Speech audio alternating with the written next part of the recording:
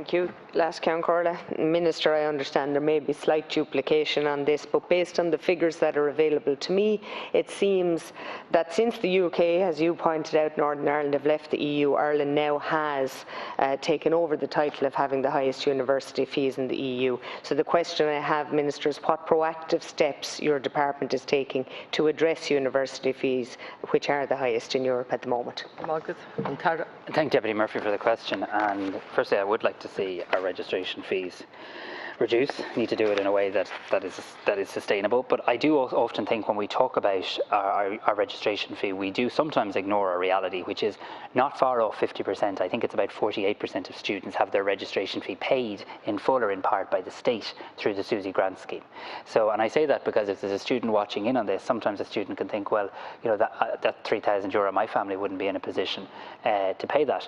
And I want them to know that the SUSI support scheme does, for nearly 1 in 2 students, cover the cost of that registration in full or in part. So what am I doing proactively about it? I suppose 2 things is the honest answer. The first thing we're doing is we've just completed the review of SUSI, or sorry, the review is being completed. We've completed the consultation. I'm due to receive that report, an interim report, very, very shortly, probably during the recess, and the full report around September. That will look at how we can further improve the SUSI scheme, and we've had many discussions in this House about how you treat part-time students, what about income thresholds, what about people who live far away. Their costs are very significantly different if you can commute to college every day versus if you have to rent somewhere. So the SUSI review and how we can improve that is a part of it. We've already taken some measures this year in terms of increasing the level of grants for postgraduate students. And the second answer, I suppose, is how all this knits together with the sustainable funding model for higher education, and how we make sure as part of that we address the issue of access and inclusion. So I think both the SUSI review and the sustainable model for funding will really come to the fore in the autumn, and I hope we can make progress on both fronts. Thank you, Minister. Yes, I believe we do have the right system in place here in Ireland, but I also believe that we can take steps to ensure that the state pays the majority while reducing the student contribution.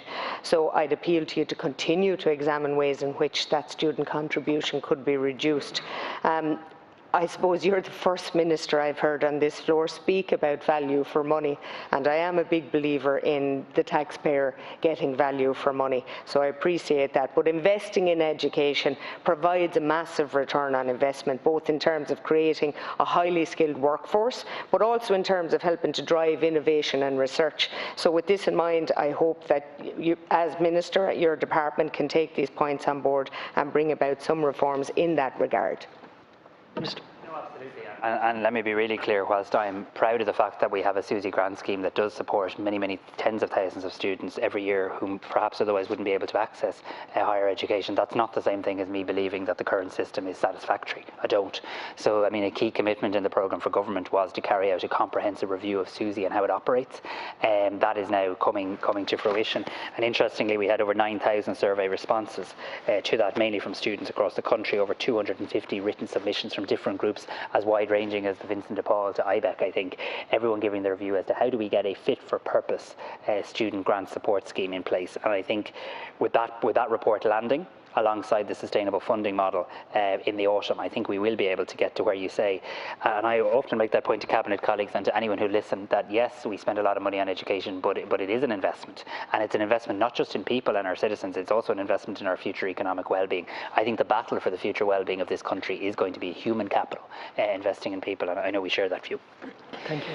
Thank you. And in the interest of not duplicating any further, just to address both ministers, in relation to Minister Collins's remarks about sectoral requirements, there are massive sectoral requirements, particularly for rural Ireland-based skills, fishing, farming, haulage, and I think we have to look at ways outside of the apprenticeship model, because, not to labour on it, but as President of the IRHA, we brought an apprenticeship programme to Solis that never got off the ground. Subsequently, the ETB took it up, and it's a very successful, oversubscribed programme, but with such skills shortage in that sector, I'd appeal to you, Minister, to look at the European model, which is lowering the age of a driving licence for HGV and commercial vehicles to 16. I mean, you can attain a tractor agricultural licence at that age, which virtually now you're driving computers. They're massive machines. I can't see the difference. I think we have to look.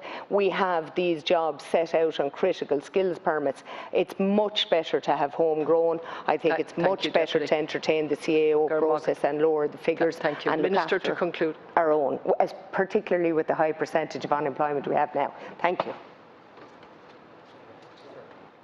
Just to address that remark by the Deputy, she's right in relation to regional skills needs, and that will be one of the functions of the new National Apprenticeship Office, will be to identify and liaise with all stakeholders, and you've cited the road haulage industry in relation to that, and particularly in relation, and we've seen this in the development of some of our new apprenticeships, which are consortia-led apprenticeships, which are sector-specific. They often are often specific to some parts of the country, and the ETB in that particular part of the country takes on the challenge in conjunction with a demand from the sector within that particular geographical region. So it's something that we're very, very aware of and conscious of. I note the remarks that you're making in relation to the lowering of the age of driving for HGVs. That's a big undertaking, but it's something that we can flag to Solace. There are other agencies, obviously, that will be involved in that also, we're over time. like the RSA. It would require a lot of work, but certainly it's something that I think Solace could look at, because everything should be reviewed constantly. I'm going to move on. You might get a chance to come back in on the